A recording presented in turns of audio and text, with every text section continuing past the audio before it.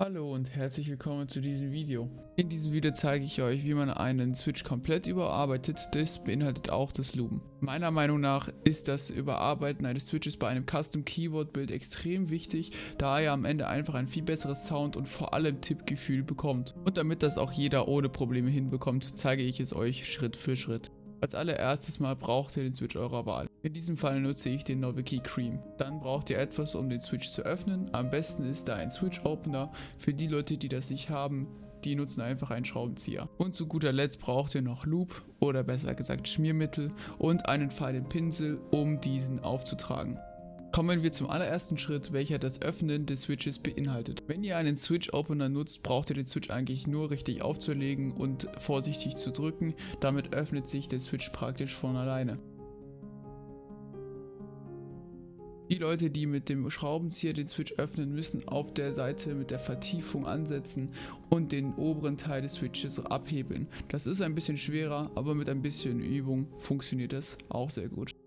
Beim zweiten Schritt geht es ums Looben. Ich persönlich nutze für das Looben von linearen Switches Krytox 205 Grade Zero. Dabei handelt es sich um ein Schmiermittel, welches das Allerwichtigste beim Bearbeiten eines Switches ist. Vorab wollte ich noch sagen, dass das Wichtigste beim Looben von Switches ist, dass man konsistent bleibt.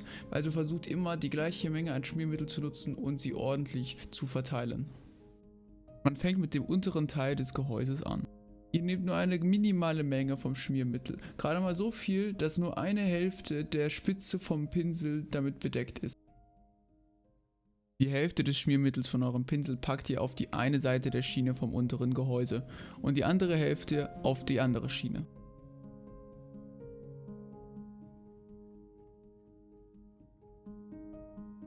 Jetzt verteilt ihr es gleichmäßig nach und nach auf beiden Schienen, bis ihr selber denkt, dass es passt.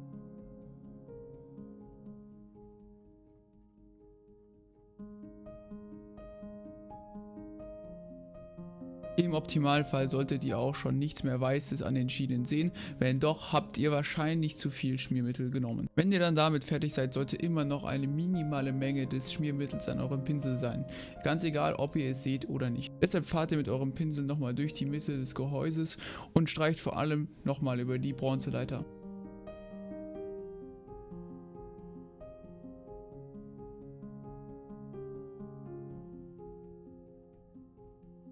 Als nächstes ist die Feder an der Reihe. Da könnt ihr auf jeden Fall ein bisschen mehr Schmiermittel benutzen und fahrt dann einfach mit dem Pinsel durch die Mitte der Feder und einmal außen herum und das auf beiden Seiten. Wenn ihr übrigens mehrere Switche loopt, könnt ihr einfach ganz viel Zeit damit sparen, alle Federn in eine Plastiktasche zu packen, ein bisschen Schmiermittel hinzuzufügen und diese ordentlich durchzuschütteln. Dadurch sind sie zwar unregelmäßiger geschmiert und manche bekommen mehr ab als andere, dies ist allerdings nicht so schlimm. Und wenn ihr dann mit dem Looben der Feder fertig seid, dann steckt sie einfach beim unteren Gehäuse wieder in die Mitte.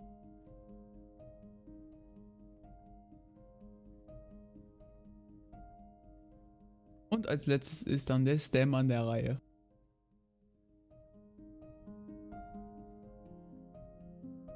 Hier nutzt ihr genauso viel Schmiermittel wie beim unteren Teil des Gehäuses, also wirklich nur minimal viel.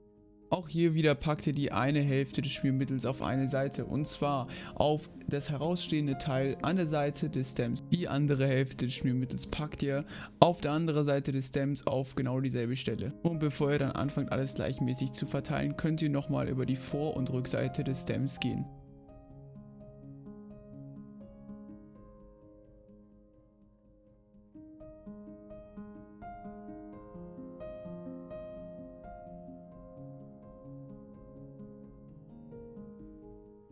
Und auch nachdem ihr dann an den Seiten alles gleichmäßig verteilt habt, könnt ihr nochmal über die Vor- und über die Rückseite gehen.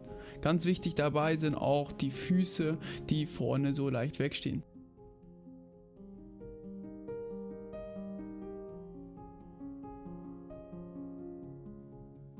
Und mit dem letzten nicht sichtbaren Rest des Schmiermittels gehen wir nochmal über den unteren rausstehenden Teil des Stems.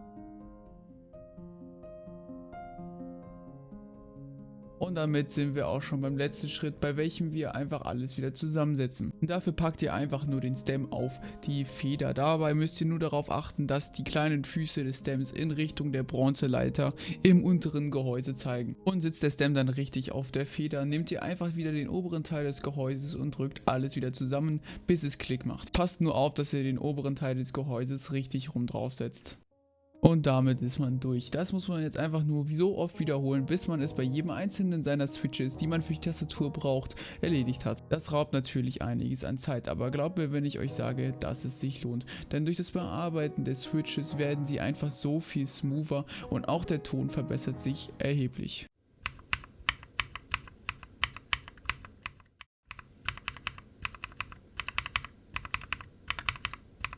Man hört zwar nicht allzu große Unterschiede, allerdings finde ich schon, dass man beim unbearbeiteten Switch auf jeden Fall die Feder raushört. Ihr könnt ja gerne mal eure Meinung dazu unten in die Kommentare schreiben. Abschließend wollte ich noch sagen, dass das Loomen von Switches auf jeden Fall nicht leicht ist, vor allem dabei konsistent zu bleiben. Man wird aber von Zeit zu Zeit und pro Switch immer besser. Wenn ihr jetzt noch irgendwelche Fragen habt, schreibt es gerne unten in die Kommentare. Über eine positive Bewertung würde ich mich natürlich freuen und damit würde ich sagen, wir sehen uns beim nächsten Mal. Ciao.